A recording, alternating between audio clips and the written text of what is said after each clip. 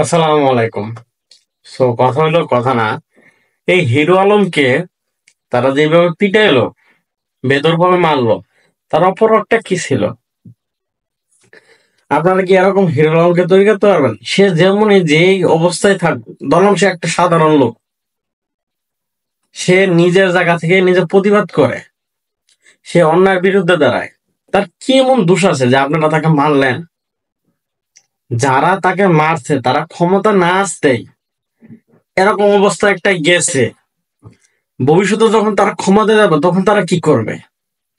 একজন দেশ থেকে চলে গেল, ছাত্র জনতা হয়ে তাদেরকে প্রতিহত করলো। যে ছাত্ররা এখন কেউ হসপিটালে রয়ে গেছে, এখন অনেকজনের হাত নাই, পা নাই, চোখ নাই, একজনকে প্রতিহত করে তারাই দিল। আপনারা এখন নিজেদের মুখোশ উন্মোচন করতেছেন। এমন কয়েকটা প্রতিনিয়ত এমন ঘটনা আপনারা ঘটাইতেছেন, অথচ ক্ষমতা আপনারা আসেনি নেই। ক্ষমতা আসার পর আপনারা কি করবেন? চাঁদাবাজি থেকে শুরু করে মারামারি অনেক কিছুই করতেছেন।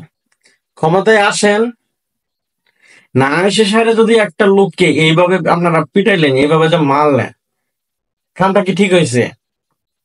এই হিরো আলম, সে প্রতিবাদী সংগ্রামী, সে তার নিজের জায়গা থেকে সে প্রতিবাদ করে।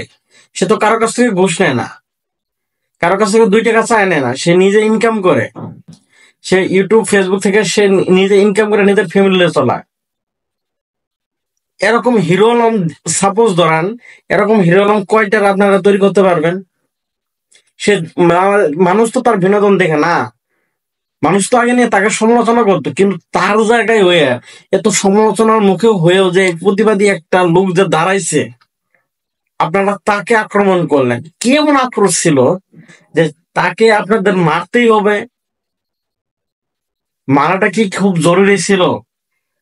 সে তো তার ঘটনার মাধ্যমে যে লোকের বিরুদ্ধে কেস করছে, সেটা বলেছে যে আমাকে ফোর্স করে আমাকে মামলা দিয়েছে।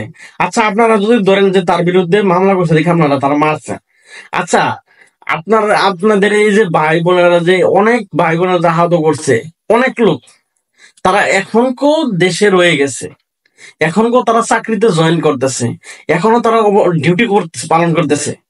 আমি নাম বললাম না, কারণ তারা ডাইরেক্ট মানুষকে শুট করছে, অথচ তারা এখন ডিউটি করতেছে। আপনারা তো তাদেরকে আক্রমণ করেন না। একটা সাধারণ, একটা নিরীহ যে লোকটা প্রতিবাদী করে, আপনারা তাকে আক্রমণ করতেছেন। তাহলে 2 দিন পর আপনারা কি করবেন? দেশ, আমাদের দেশটা কি জানেন? আমাদের দেশটা হলো সংগ্রাম করে চলতে হয়। আমরা ডাল ভাত খায় শান্তিতে থাকতে চাই। আমরা ওই ঘুষ নিতে চাই না, ওই আমরা কারোর পাও ধরা চাই না। আমরা চাই সফলভাবে যে আমার যেটা প্রাপ্য সেটা আমি পাইতে চাই। এই জিনিসটাই তো। তাহলে এই জিনিসটার মধ্যে আপনারা ব্যাঘাত কেড়ে করাইতেছেন। 2 দিন আগেও সাধারণ লোকরা যারা আপনাদেরকে সাপোর্ট করতো, এখন আপনারা এই রূপটা দেখাইতেছেন যে পোস্টার চেঞ্জ হয়েছে, মানুষ চেঞ্জ হয়েছে, কিন্তু পোস্টার চেঞ্জ হয় না।